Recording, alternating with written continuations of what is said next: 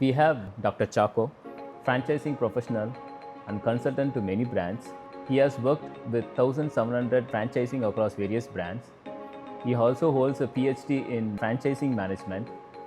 He is a family counselor. He has counseled to 400 plus couples. He has wide variety of interest. Welcome, Dr. Chacko. Thank you very much, Dinesh, for inviting me. So happy to be part of your podcast.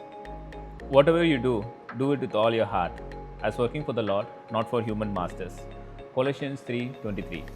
So welcome to the video podcast series from CTN, Chennai Transformation Network. Brother Chacko, so who's an entrepreneur? An entrepreneur is one who is able to create something there's nothing there, and he creates something for the benefit of the people, for profits, and also to enhance the kingdom, reach through his good works that he does. Okay, so for you, franchising is not just a career. I feel that it is your purpose. Okay, so with 35 years of experience in franchising and business consulting, and you've been called as the father of franchise business in India by many other entrepreneurs. So, what is your pivot moment in your career that made you realize that franchising will become your life's work? And what I want to ask is why you continued your career in franchising, consulting, and in leadership development. That's a very pertinent question that you asked me. In fact, nobody has asked me this question, and I'm really thankful for asking me this question. Basically, early 90s, I started working in sales and marketing. Actually, the first job that I did was actually a computer teacher. I was teaching computer sciences for school children. But then I remained in the same class, but students came and went. But I saw the same classrooms and I never liked it because there's nothing creativity in the whole classroom, or the class remains the same desk, the same chalk piece that you have in those days. And that's when I realized that I should not be in the teaching profession. So one of the earlier companies that I was working had an opportunity to get into sales, and I got into sales. When I got into sales, I really started loving this because when I was a young boy, I had a doctor friend, and I used to go to his clinic in the evenings, and I used to see some huge guys come in with toys, and they would talk doctor, and they will show all the samples, and I used to wonder, and I used to be really fascinated with the way that they used to speak English in those days, because they were from Pfizer or Glaxo or very big companies that they would come and sell these products, and these guys used to sit in the lobbies of the clinics, and I used to see them beautifully speaking great English, but they had great tie and nice bags they used to carry. And I also wanted to get into sales. And when this opportunity came in my first company, I said I want to get into sales. That was a motivation for me to get into sales. And I had a very good mentor, Hari Natarajan, one of my favorite bosses in those days, who actually helped me to understand sales, career, cycle, and so on and so forth. And there are many times that I have done some sales calls which some of my friends had not closed the deals, and I have actually gone there and closed the deals, and that gave me a lot of confidence, and I actually started liking the profession of sales, and I was heading sales in from Vizag to Vijayawada and Vijayawada to Srikakulam region. I was actually handling my sales profession in this company called DSRC, Data Software Research Company. That's where I really liked sales. Moving into franchising came the early revolution of franchising, which happened in the 90s when the IT training companies started franchising. For example, NIT, Aptech, SSI, CAT Center, these companies actually started franchising. And I was the 12th manager of the brand called SSI, Software Solutions, where I became the 12th branch manager in Visakhapatnam, and I was asked to run. There I saw sales, marketing, operations, and the entire business development happens in franchising. So I felt like I'm going to be involved in the entire building process of this particular organization. So I had the opportunity to learn about sales, marketing, R&D, operations, and so on and so forth. So I really started liking this job. So from SSI, I moved to Aptech, which was very popular in those days. And I was heading the business in Visakhapatnam in Aptech. Then I moved to NIT, where I learned quite a bit of professional, franchising from that brand, and then moved on from Visakhapatnam to Chennai, where I was heading the brand called CAD Center. CAD Center actually gave me an opportunity to really scale the business right from the basic elements of franchising. And I was working with this company for 8 years, that is about 2000 to 2008, where there were very few number of outlets, and I was involved in about 350 stores, establishing them in India and also abroad. Now, in franchising, you get to do people management, then you're also doing products, you're also selling, you're also trying and establishing the brand across. So you learn branding, you learn marketing, you learn sales, you are also looking at the logistics of sending in items from different places. So for me personally, I liked all these areas, and I got an opportunity to work with franchising. And in franchising, I want to be different. So I moved into different companies to learn about each of the nuances of franchising. And I am so passionate that I uh, started studying about franchising and how companies abroad were actually franchising. That gave me an insight to actually get into doing my PhD in franchise management. And that is the passion in which I decided that I should be in franchising. And just to tell you, Dinesh, this year I'm also creating a course on BBA in franchise management and MBA in franchise management from the same university that I studied my PhD in, that is Hindustan University in Chennai. So that's the kind of passion that I have in franchising. Number one, that gives me a lot of opportunity to meet a lot of entrepreneurs who want to become a franchise, and then helping them not only to sell a franchise but to help them see that they transition from not only putting their money but also to take returns. I get the joy when I see them start taking the returns on the investment that they make. So I am not only just selling a franchise, but the entire process I am involved to ensure that my franchisee who trusts the brand where I'm selling is able to see money in their hands. That is why I stuck to this industry for 35 years, because I see that I, as a believer, would not promise something which I cannot deliver. Number one. Number two is, I don't have to say lies, I don't have to take bribes, and I don't have to give bribes, because this is a product that I'm selling and I don't have to do any of this. That's one of the reasons that I stuck to this industry, because this industry gives me clean business ethics for me to work with partners and the brand. Other than the management part, you have touched many people's life. One such incident is when there were two franchisee who were on the verge of suicide in Velur and the other place, and you met them, and you turned their business around. So, what did that experience teach you, which you can share it with us, about the Christian responsibilities in business? Well, that's a very, I mean, I think you have done your homework very well, I think, Dinesh. Thank you. And well, these are two classical examples that I want to share in my life. Now, what is the difference that you make from a regular manager to a Christian manager who could be empathetic, to see that God's call on your life is to help others.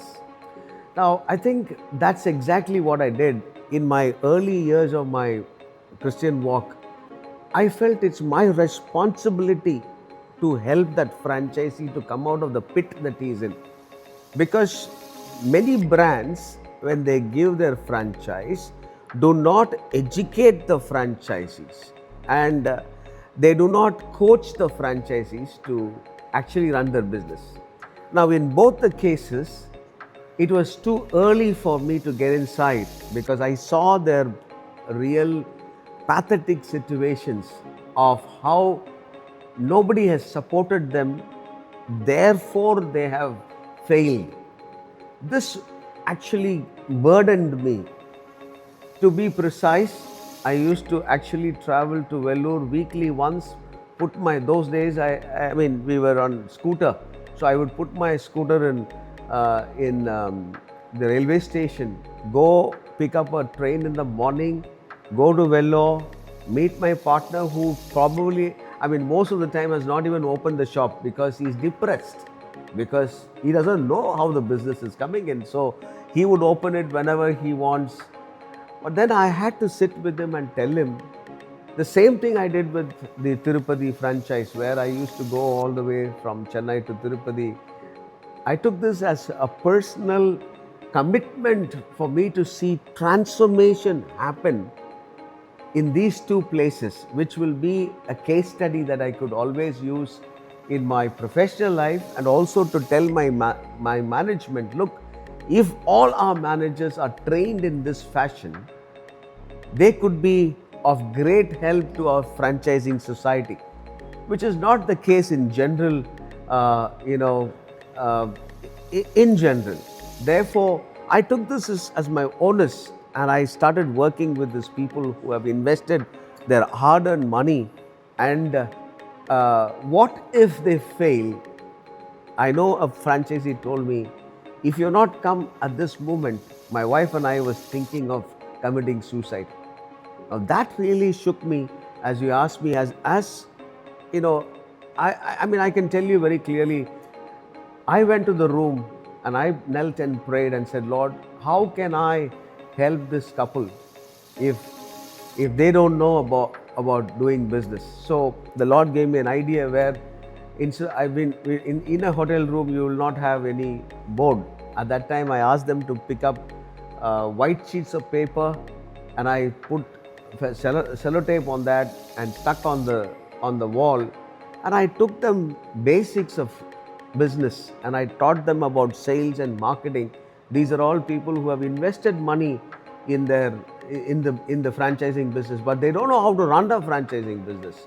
So it was my responsibility of teaching the basics of business, and from there on, I know both of them scaled up their business very well. But my commitment for them for 1 year of every month, I visited them and ensured that they were coached and trained in such a way that businesses grew significantly in the days to come.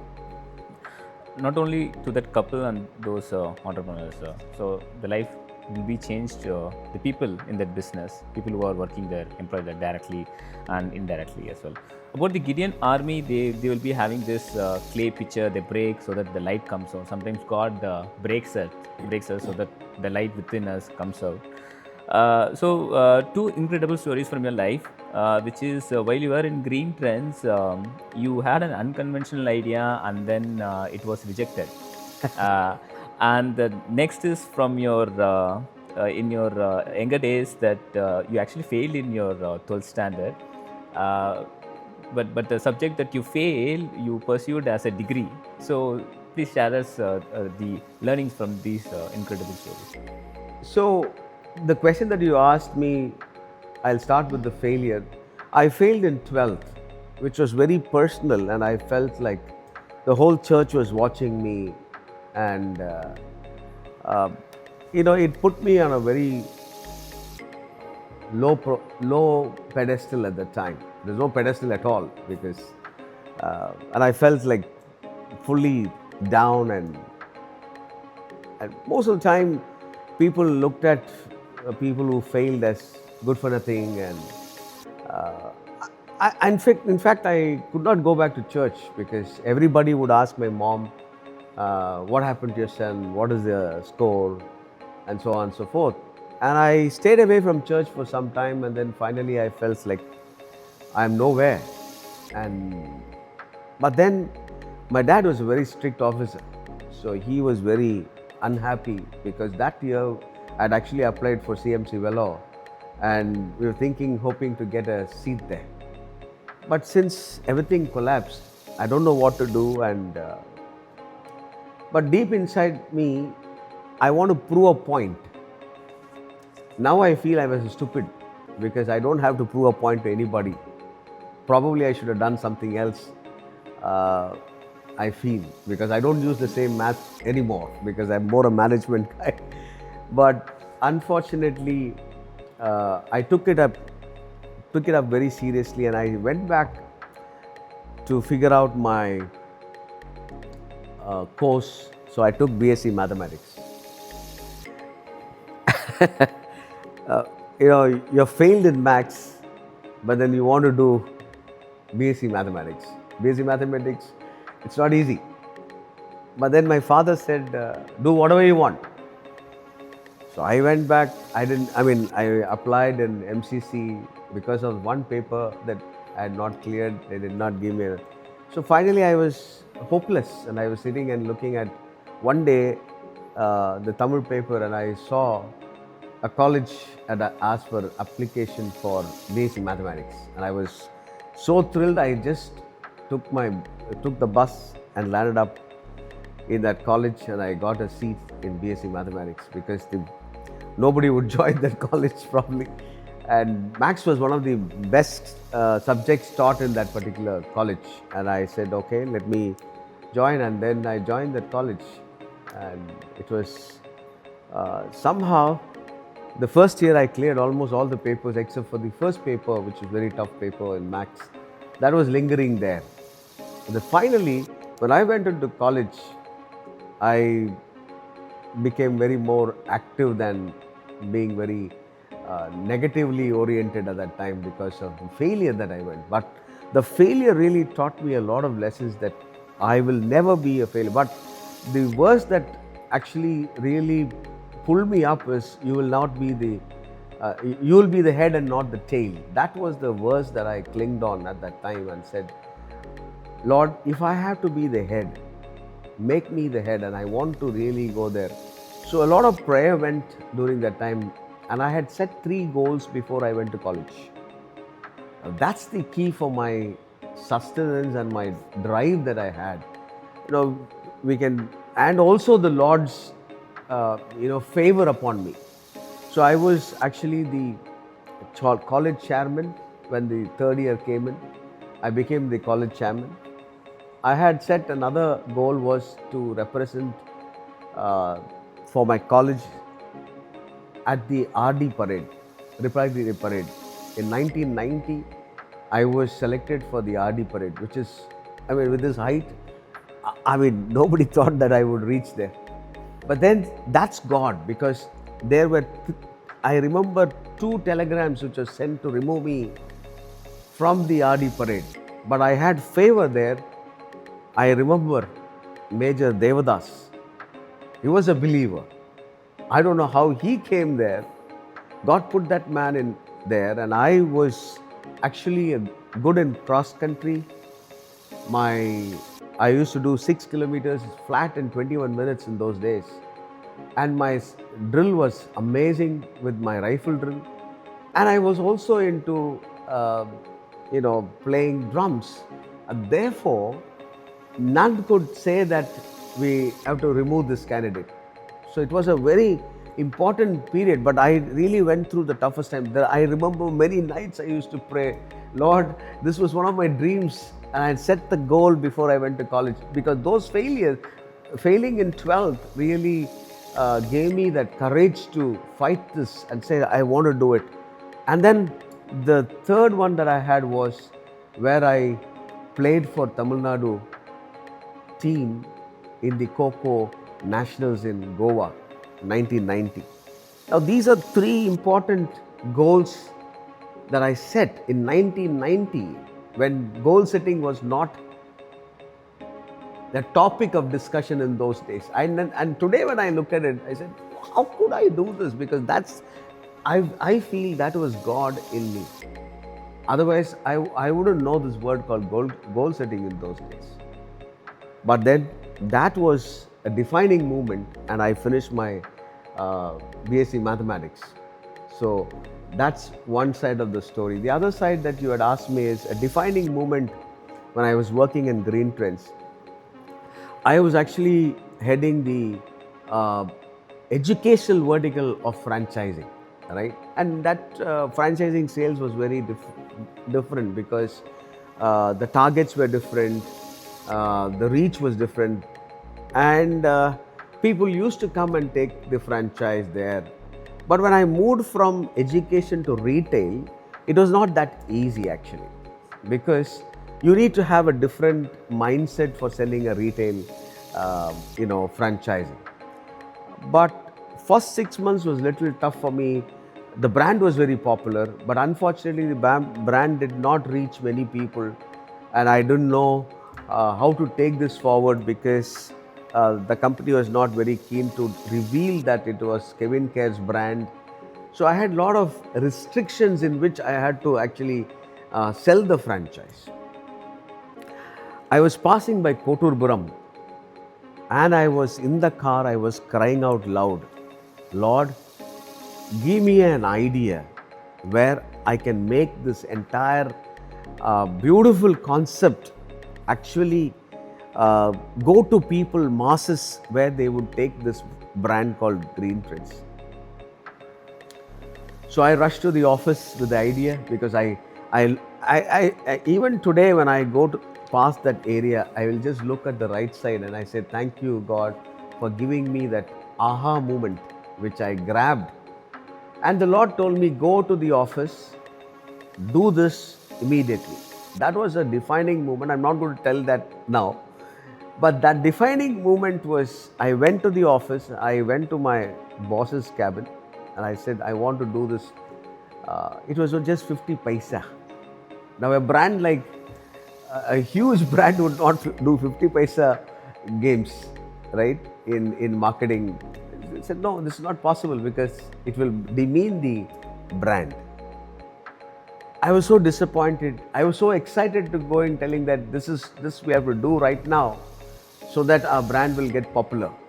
But then they said, no, they mean the brand's, positioning, so we will not do.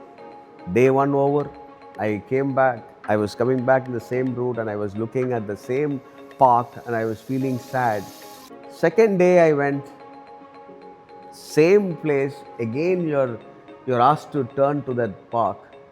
I don't know what the park has significance here, but the fact is that spot is the defining moment of God.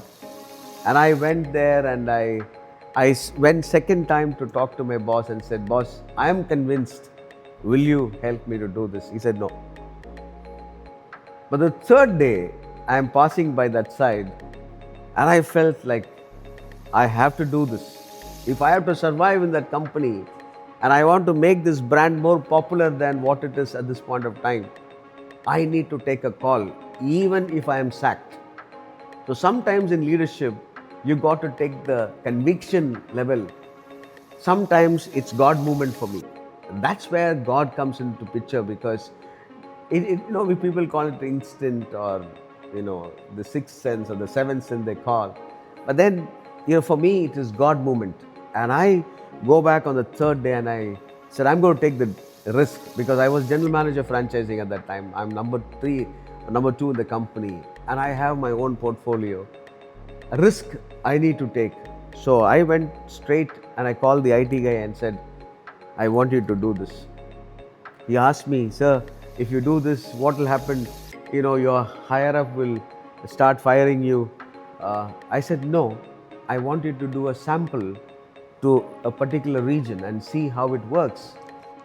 And then I said, you're not going to tell this to anybody, but I'm doing it. Even I'm ready to quit my job if this doesn't work. I prayed in my room and I said, go do it. You won't believe it really worked. And then there were so many people who came running saying that I want this franchise. Because the reason is you are not popularizing it to the market that so and so company is doing so and so, so and so, and therefore there was no rush to your market, and you're actually fighting a huge competition. And that was a defining moment in my life where God intervened and said, take the risk, I am backing you. And I'll never go back and say that it was a kind of instinct that came. No, it was a God moment for me in my life. So, how easy is now to build a brand? Is franchising slowing down? And for a new entrepreneur, should they build a new brand or should they become a franchisee? No, it's like this. Now, assuming that I worked in certain companies and I have certain money in my hand, I am willing to start my journey as an entrepreneur. I have two options. One, I can start my own business, strive hard, learn all the nuances, try, fail, and then, bring up a new business. Or the next step is there is a proven method or proven business already ready through franchising. So I just have to give the money and plug and play. But the key thing is where you're going to invest. Which brand are you going to invest? That's important, right? You can't just invest into any brand which doesn't have any support system. Your money will be wasted. Now, I can tell you, in spite of all these experience that I share in many forums, I have failed by choosing a friend who was doing business. He was my friend. I thought he was doing well. I did not look up for many things. I just trusted him and I put money in his business. And I lost money because I did not do the due diligence that I am supposed to do. So I want to tell you that it is not just what you want to do, how you want to do, and why you want to do. You need to ask this question and then decide you want to take the grind or you want to plug and play, and then decide where you want to invest. So franchising is an easy way to start your entrepreneur's journey because the company will give you all the know-how to become an entrepreneur. So, what is the conversion of a rate of a franchisee becoming a new entrepreneur? So, I'm a franchisee. So, after learning the business, how many people step out and start a new brand? Well, that's a very interesting question. India is full of people with ideas, right? Now, many of them learn franchising. So, let me give you a classical example of two friends. And we all know that brand in Chennai. Chai Kings. Both are my good friends. Sadiq and Balaji started Chai Kings. Now, how did they start Chai Kings? They were actually Green Trends franchisee first. They were actually working in an IT company. They decided to take up a franchisee of a salon brand. It was Green Trends. Then once they saw some success in Green Trends, they went and took Tony & Guy as another brand. Now once they were doing Tony & Guy, they understood the system and the processes that are involved. And then they went on to take Subway franchise, food franchise. Now service franchise and food franchise that they got to know. And then finally they decided, now we don't want any of this, I want to create my own brand. That's how Chai Kings was formed. So, but they left all the other franchising, they sold out all the other franchise brands, but they started Chai Kings, which is not franchised yet. But they have 70 plus stores of their own. And they now know how to run the entire business. So opportunities like this, and I know many of my own previous set of franchise in the education system in CAD Center that they had run CAD education with CAD Center. When the ecosystem does not support them, they decide to quit the brand and start their own franchise. And I've also seen, green trends and in natural, some of them have gone away from the main company and they have started their own brands and they have succeeded. Some of them have succeeded. Zazzles is one of the brands which I see quite popular at this point of time, with about more than 100 plus franchisees for them. So there are some people who will take up that mandate of entrepreneurship to themselves, and they've understood the nuances of franchising and they start investing into the franchising ecosystem and build their own brand. So what I would say is, the question that you asked, when you become a franchise, you start understanding the business, and then there is something inside you which says, I can also do a brand, I can build a brand. So, and then they start thinking they might keep this business alive and they also might start another business. Possibilities are there. Or they would sell this and they would probably start a new business. So it's all depending upon the the deep pockets that you have. Based on that, you will decide whether you want to start a brand or you want to continue. I know some of them who have 7, 8 stores and they still continue with the brand because they don't want to take the responsibility of creating a brand and then working hard for it. But this is a set business of franchising that they already are doing, but they might increase from 1 store to 10 stores, which is still meaningful.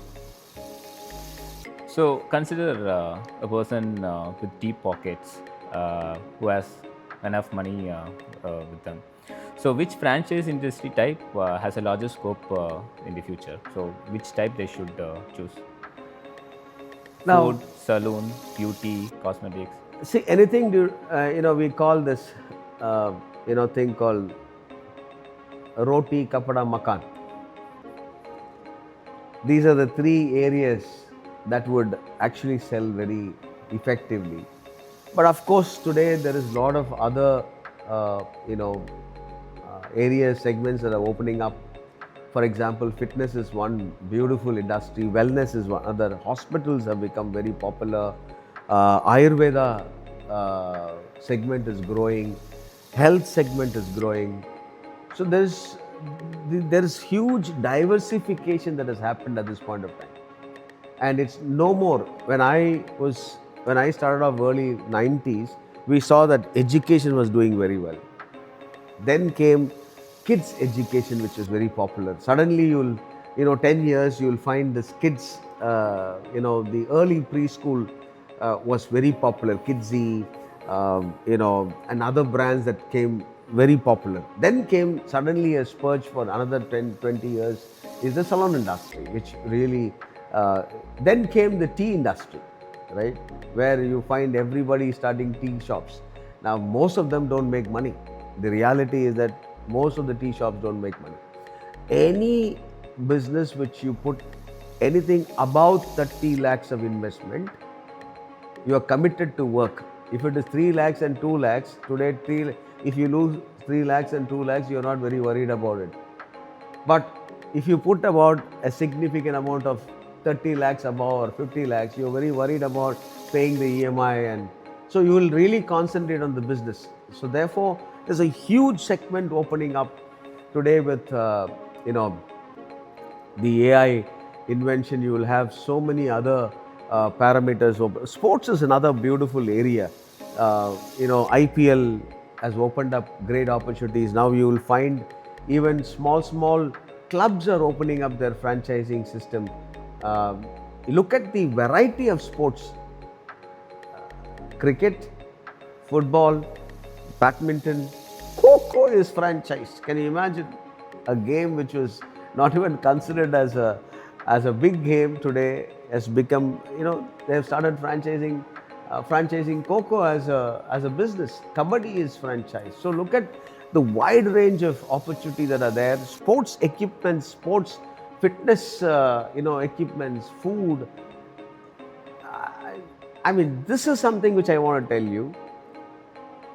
The segments will open up, but however, there is something inside which says you always have the feeling that I want to do this.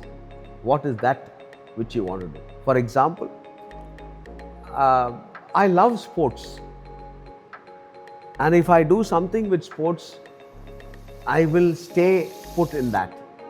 But because somebody is doing salon and he is making a lot of money, if I go and invest in salon, I may not be very passionate about that particular, but I may make money, but how long I will not know. I will just leave it and come. So it's important to figure out your ikigai, the purpose of what you created for. And your ikigai, if you are able to understand your purpose or your call, and then probably if you invest into that particular industry, you will stay put to make money doing this. We've done it very effectively and systematic. We're not in a hurry to grow the brand, but the processes are very tight to get into this franchising system. Generally, it is not true unless you are a foreign brand. The foreign brands, when they come to India, they have a very good scrutiny, or they will have a very good systems and processes. But in Indian franchising system, you have the money, we'll give you the franchise. But then that's not the case with this 120 years legacy brand. It's not just the money, it is the ethos, it is the background check that we do about the person, a lot of processes that we follow to invite them. So it's a very uniquely created system that we are following. About double listening. So the learnings from the Bible, as well as the training, the learnings, the education apart from the Bible. You have gone through the John Maxwell training program. You have 7 degrees on education in psychology. So how important it is for a management person? See, for me, I don't know why I studied so many degrees, but what's the motivation? I know if I given an opportunity, even now I would like to do another degree, but my wife would say not necessary anymore. But then I would like to do more studies, and I'm looking forward to do studies on entrepreneurship and leadership. If possible, if I get an opportunity, I'm really willing to do it. It's basically continuous education that we are supposed to do in management, and according to the job role that you take up. And I love John Maxwell's teaching. One, because he was a pastor himself, and then turned the entire his experience into applying the management principles of the Bible as a course. And when I went through those courses, I felt very, very happy that there are so many principles in the Bible which he is highlighting about leadership. And for me, that was amazing actually.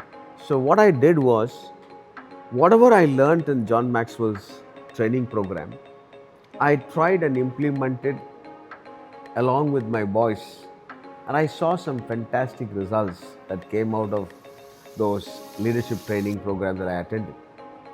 This is one of the things that I really cherish as the leadership training program. And then Haggai leadership is another one that I really was very impressed with, because not only that we have the regular training of the Christian leadership, but then there is also family, goal setting, and then understanding the biblical mandate. There's so many things that we were taught in that training program, and that really shaped my life to look at not only management, but then how God intervenes in our day-to-day life. Another program that I will always recommend is repurposing your business. Now, I want to tell you a very classical story. I didn't have a business when I attended repurposing business. My friend Joe Bhaskar invited me saying that you attend this program. I was frustrated. I had to pay for the course where I did not have the money. But he said, you come attend it. But then I had to pay for it. So I somehow managed to pay for it. But then, no business. But today I want to tell you, where I am sitting today is both my businesses are running parallelly. One is franchising right away, the other was build and soar, my counseling practices. Both were birthed in repurposing business. At that time, I did not understand this. I want to thank Joe Bhaskar, Joseph Bhaskar, who invited me for this program, number one. Number two is Brett Johnson, the founder of a repurposing business. That shaped my thinking towards how God, with nothing, something was created. And two of my brands that are currently running are from that course called Repurposing Business, which has come out right now. And I am really thankful for God for giving me that idea of starting these two, businesses. Yeah. So, how does integrating family wellness and overall personal well-being lead to measurable improvement in business? Your advice to the entrepreneurs and professionals. The first thing that I always tell for an entrepreneur is to be very honest with his spouse.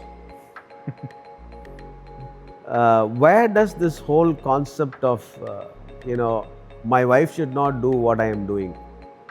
I think that's a wrong concept for me. If she is a partner in your life, she should know everything that you do, so that one, she can be an advisor, she can pray for you, she can stand with you. Now, when you don't tell anything to your wife, what will she know about what you're doing? There's always an opportunity for you to mess up. There are times that my wife has been very critical about certain decisions that I take.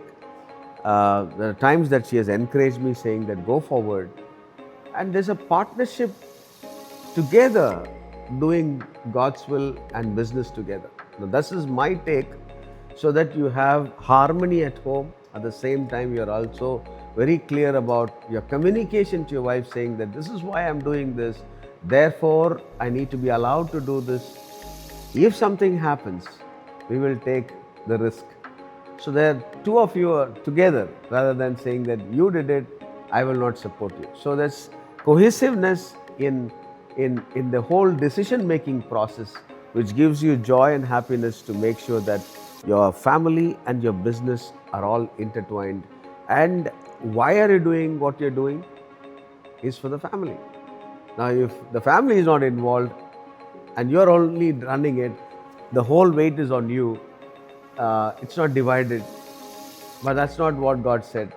Therefore, share your vision, share your mission, and then work together.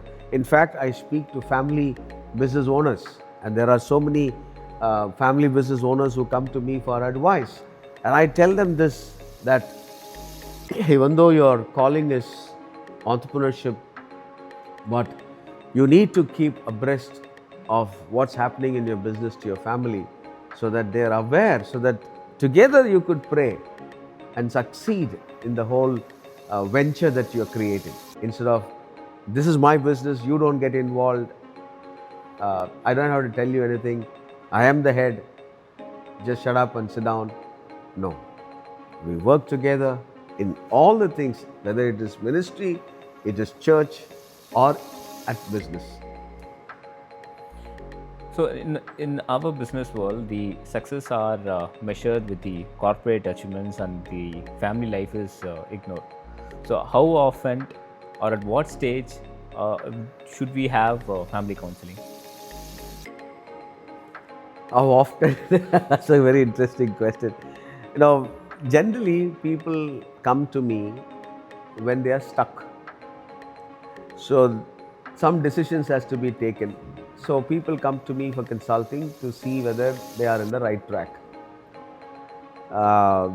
So how often, the question is, whenever they get stuck or when they start a new project, they come to me to ask whether can we do this. But I will not tell them exactly whether they should do or not, but the questioning that I do will help them to think through whether they should invest or not. So that's what, as a coach, I'll be able to help them. That's what I'm doing currently. But the question that you asked me is, how is family wellness affecting the productivity of workplace, right? Even though being a professional, I have worked with two major corporate clients who saw that if their families are not doing well, the productivity at workplace is depleted. So therefore, in one company, 419 couples we have worked with for 7 years, where we have seen a one-day training program has been designed in such a way that we bring in the harmony between the couple. And once they have understood the purpose of their unification as a husband and wife, and their concept of work-life balance, they go back and work very well. And this company came back to me and said, whatever training that you have done for my 419 couples has increased the productivity of our organization from a very, very, very large tire manufacturing company. And this is something which I have really seen how God works. So it is not church alone is doing marriage counseling or marriage training programs. Even corporates who are very concerned about their well-being of their employees have sought help. Another company, which is a very large cement company, came to me and said, hey, because the HR traveled from this company to another company and then said, hey, we have the same problem that we see here.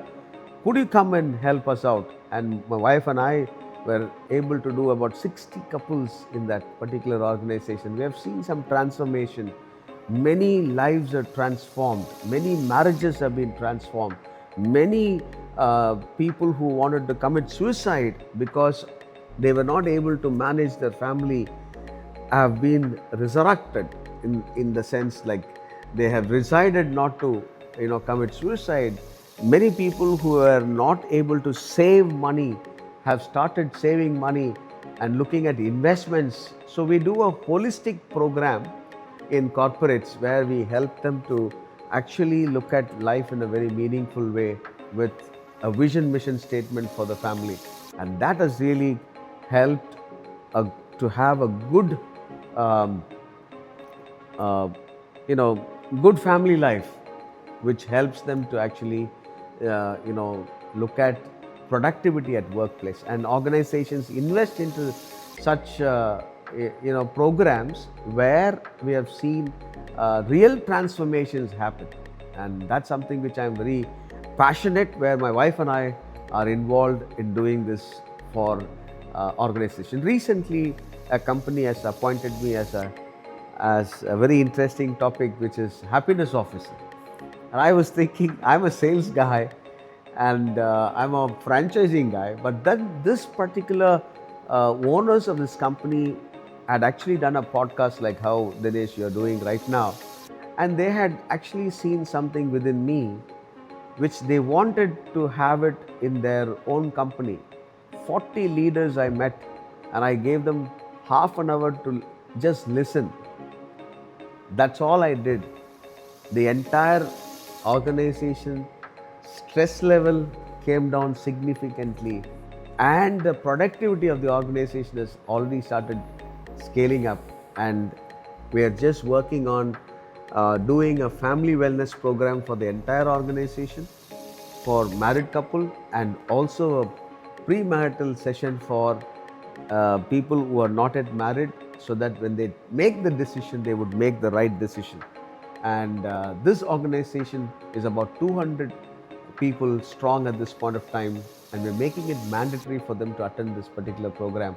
So there are organizations which are coming out very strongly saying that this is the way to go, so that as company they want to invest and see that the productivity of the organization goes up and are able to actually bring out a good transformational societal formation at this point of time, so that you get some, we can reduce divorce rates, number one. Number two, we can also look at parenting as an option to help, uh, parents in the company to parent children who are actually, actually parent children and help them to take the stress away from the current, situation that they are facing of bringing up children. So these are some of the programs that I do along with my wife. So 35 years in business, and 35 years ago, the family dynamics were the husbands are the breadwinner, women are homemakers, and we are in the face of the cultural shift where we had more women working professionals. Now we see many women entrepreneurs. So, as a family counselor, what are the three points or three guidelines that we should follow in also giving the equal space for working women? Now, this is a huge shift, as you rightly said. I mean, we are seeing the shift happening at this point of time, um, where we see women leaders are growing significantly, and every organization is wanting to have, a balance act, and bringing in women to the workforce. And there's a necessity for two people to earn because of the, huge cost rise that is happening at this point of time. Now, the important thing is uh, to see a clear uh, job role definition at home, because in those days the husband used to go out and fetch for the family, but the wife used to take care of the home needs, right? But today it is not the case. She also has to leave at the same time that you're leaving, and she also comes late because of the pressure of the work. Now, how are the dynamics at home? The entire dynamics works. So therefore, it's important for them to have a clear communication of job allocations at home also, right? You get it in the morning, who will do the dishes, who will do the sweeping. If you don't have a, maid at home to support, what are the things? So it's not one-sided anymore. Like, I'm the king, you serve me attitude will not work anymore, because the cultural shift has taken place already. And therefore, it's important for the parents to educate the children at home itself how they should conduct when they get married, right? That's what I probably we have trained our children, and I've seen my eldest daughter who is very clear about job roles at home, and my son-in-law does most of the, I mean, hard lifting that he does at home, with my daughter actually doing a lot of counseling at home during that time. So they don't feel any kind of inferior to each other. They are partners in this entire whole, family building exercise, and the shift has taken place. Therefore, um, as husband or wife, we need to look at the family goals and work together to see that harmony and easiness of doing family is, easily done at home, so that they are together doing things to help each other to grow in a family dynamics. Brajako, you have counseled 400 couples. So, one common problem which most of them are facing, and something that we should change. Well, I think my experience has been working with about 400 couples. Each couple is unique, and the problems are also unique. But commonly, when you see, what I am understanding today is there's no patience, there's no sacrifice, there's no God in the family. If Jesus God, at the center. yeah, if God is in the family, you will resolve unforgiveness and sexual intimacy, financial constraints. Then you will find third party involvement.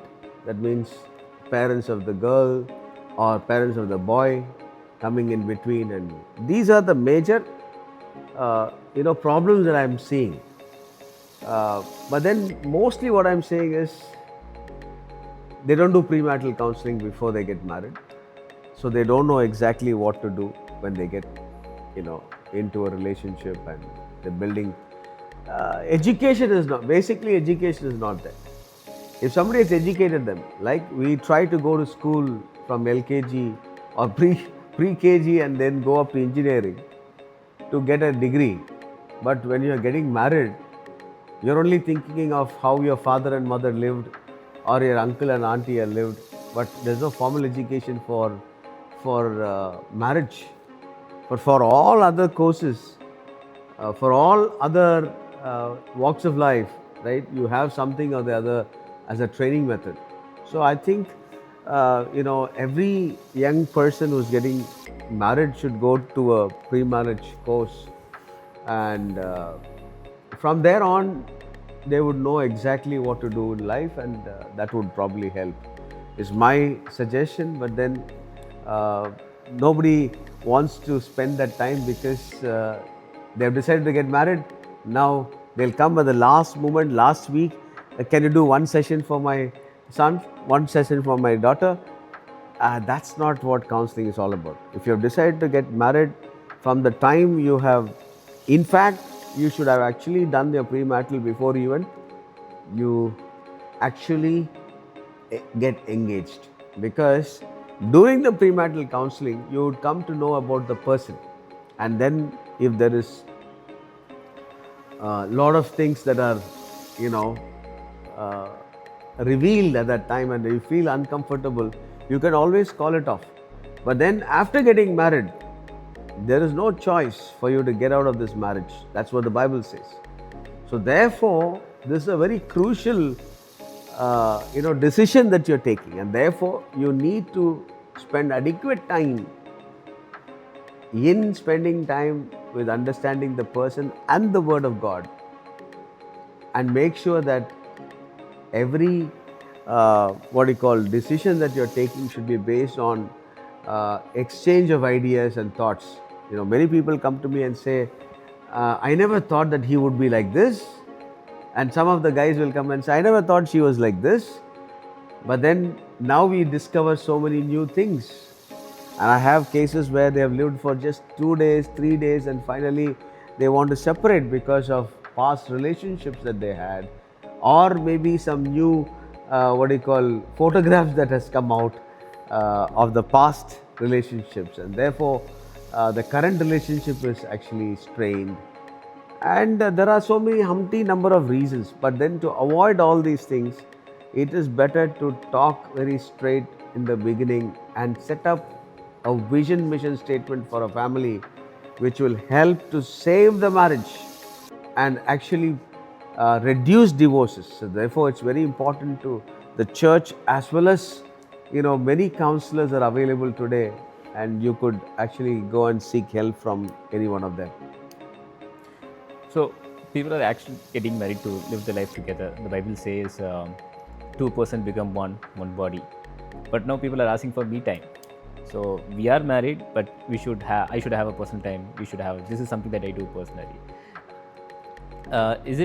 Should we have the me time, or what do you think about it? See, as individuals, taking time off to do certain joyful things is very important. For example, that's a very good question. Today I see a lot of boys hanging around with boys, then women hanging around with women. There's nothing wrong in all these things. There should be some me time, because for me personally, I say that I like to go explore places, talk to my friends. For me, getting wisdom and knowledge is something which I really enjoy. So I like to go for a course. I like to go for listening to some podcasts. That's very important for to us to have some time for ourselves to process and connect to God as well as to our own circle of influences, right? Some of our old classmates that you would like to meet.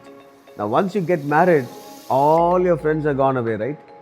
And then finally you'll figure it out that you're actually alone and making the journey. Now, why should you throw away friends? For me, I don't think we should throw away friends, right? But then where you are standing. Your stand is very clear to your friends. You will not do certain things which are done by others. So those parameters are set, but still you could have some great friends. The me time will help you to actually recoup yourself. There's nothing wrong in having a me time. So, Brother Chacko, I see you as a multiplier. So, you multiply talents. You go meet a business. You multiply that business into X or into Y. So, I see you as a multiplier, and we glorify God with our talents, and you glorify God with multiplying the business and the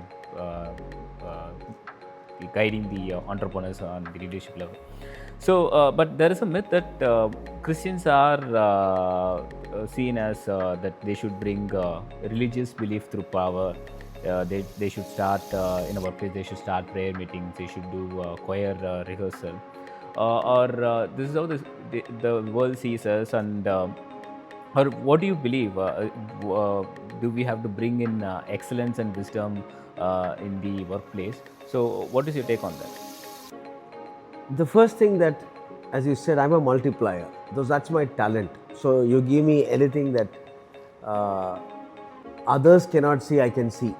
Now, for me, multiplication is automatic. You have a good product, you have a good service, and you have done it for some years. I think scale is easy, provided you have a systems and processes that you have set in. Through the franchising eyes, it's easily possible to scale. Now, as a Christian, the first thing is not to propagate your gospel by pushing it across, but being the gospel. For me, that's more important. That means coming to work on time, doing things that are given by your boss on time, excelling in everything that is given to you, and ensuring that there is harmony, peace, and cohesiveness, being together in a team rather than isolated, work together to ensure the vision of the organization is fulfilled.